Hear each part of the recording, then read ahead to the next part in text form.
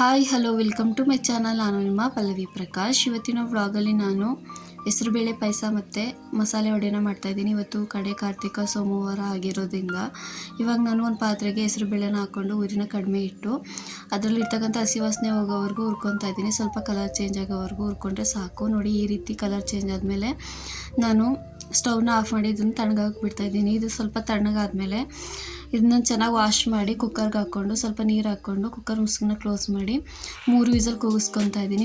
Cooker ಮುಸುಕು ತೆಗೆದು ನೋಡ್ತಾ ಇದ್ದೀನಿ. ನೋಡ್ಬೋದು ಫ್ರೆಂಡ್ಸ್ ಯಾವ ರೀತಿ ಬೇಳೆ ಎಲ್ಲ ಸಾಫ್ಟಾಗಿ ಬೆಂದಿದೆ ಅಂತ. ಇವಾಗ ಕುಕ್ಕರ್ನ ನಾನು ಒಲೆ ಮೇಲೆ ಇಟ್ಟು ಅದಕ್ಕೆ ನಾನು ಪುಡಿ ಮಾಡಿರ್ತಕ್ಕಂಥ ಬೆಲ್ಲನೂ ಸಹ ಸೇರಿಸ್ಕೊಂಡು ನೀಟಾಗಿ ಮಿಕ್ಸ್ ಮಾಡಿ ಕುದಿಯೋದಕ್ಕೆ ಬಿಡ್ತಾಯಿದ್ದೀನಿ. ನೀವು ಬೆಲ್ಲನ ಕರಗಿಸ್ಕೊಂಡು ಇದಕ್ಕೆ ಹಾಕೋಬೋದು. ಹಾಗೆ ಕುಟ್ಟಿರ್ತಕ್ಕಂಥ 2 ಏಲಕ್ಕಿ ಕಾಯಿನೂ ಸಹ ಹಾಕ್ಕೊಂಡು ಹಾಗೆ ತೆಂಗಿನಕಾಯಿ ತುರಿ ಅದನ್ನು ಸಹ ಹಾಕ್ಕೊಂಡು ನೀಟಾಗಿ ಮಿಕ್ಸ್ ಮಾಡಿ ಕುದಿಯೋದಕ್ಕೆ ಬಿಡ್ತಾಯಿದ್ದೀನಿ. ಇವಾಗ ನಾನು ಒಂದು ಪಾತ್ರೆನ ಬಿಸಿ ಮಾಡೋಕ್ಕೆ ಇಟ್ಟಿದ್ದೆ. ಈ ಪಾತ್ರೆ ಬಿಸಿ ಆದಮೇಲೆ ಇದಕ್ಕೆ ನಾನು ಒಂದು 2-3 ಸ್ಪೂನು ತುಪ್ಪನ ಹಾಕ್ಕೊಂಡು ಅದು ಬಿಸಿ ಮಾಡ್ಕೊತಾ ಇದ್ದೀನಿ. ಇದಕ್ಕೆ ನಾನು ದ್ರಾಕ್ಷಿನ ಹಾಕ್ಕೊಂಡು ಫ್ರೈ ಮಾಡ್ಕೊತಾ ಇದ್ದೀನಿ. ನೀವು ಗೋಡಂಬಿನೂ ಸಹ ಹಾಕೋಬೋದು. ನಾನಿಲ್ಲಿ ಬರೀ ದ್ರಾಕ್ಷಿ ಮಾತ್ರ ಹಾಕ್ಕೊತಾ ಇದ್ದೀನಿ. ಈ ದ್ರಾಕ್ಷಿ ಈ ರೀತಿ ತುಪ್ಪದಲ್ಲಿ ಫ್ರೈ ಮಾಡಿ ಹಾಕೋದ್ರಿಂದ ನಾವು ಯಾವುದೇ ಥರ ಸ್ವೀಟ್ ಮಾಡುವಾಗ ನಮ್ಮ ದೇಹದಲ್ಲಿರ್ತಕ್ಕಂಥ ಉಷ್ಣಾಂಶ ಕಡಿಮೆ ಆಗುತ್ತೆ. ಇವಾಗ ನಾನು ನೀಟಾಗಿ ಫ್ರೈ ಮಾಡಿ ಪಾಯಸದಲ್ಲಿ ಹಾಕ್ಕೊಂಡಿದ್ದೀನಿ. ಇದಕ್ಕೆ ನಾನು ಲಾಸ್ಟಲ್ಲಿ 1 ಲೋಟ ಹಾಲನ್ನು ಕೂಡ ಹಾಕ್ಕೊತಾ ಇದ್ದೀನಿ.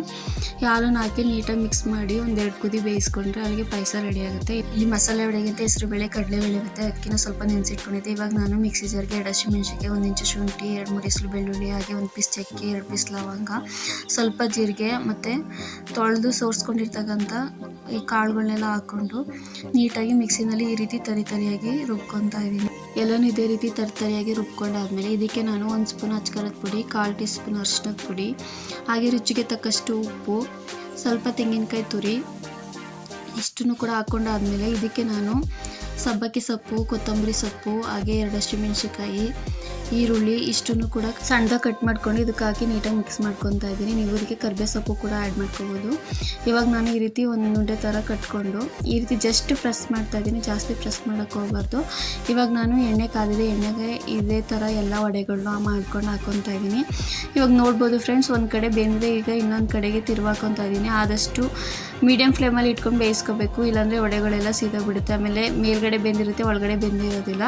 ಇವಾಗ ವಡೆ ಎಲ್ಲ ರೆಡಿಯಾಗಿದೆ ಫ್ರೆಂಡ್ಸ್. ಎಲ್ಲನೂ ಇವಾಗ ತೆಗೆದು ಹಾಕೊತಾ ಇದ್ದೀನಿ. ಈ ರೀತಿ ಗೋಲ್ಡನ್ ಕಲರ್ ಬಂದಮೇಲೆ ತೆಗಿಬೇಕು. ನೀವು ಕೂಡ ಮನೇಲಿ ಟ್ರೈ ಮಾಡಿ ಹೇಗಿತ್ತು ಅಂತ ಕಮೆಂಟ್ ಸೆಕ್ಷನಲ್ಲಿ ತಿಳಿಸಿ. ಈ ವಿಡಿಯೋ ಇಷ್ಟ ಆದರೆ ಲೈಕ್ ಮಾಡಿ, ಶೇರ್ ಮಾಡಿ, ಫಾಲೋ ಮಾಡಿ. ಇನ್ನಷ್ಟು ವಿಡಿಯೋಗಳಿಗಾಗಿ ಥ್ಯಾಂಕ್ ಯು ಫ್ರೆಂಡ್ಸ್.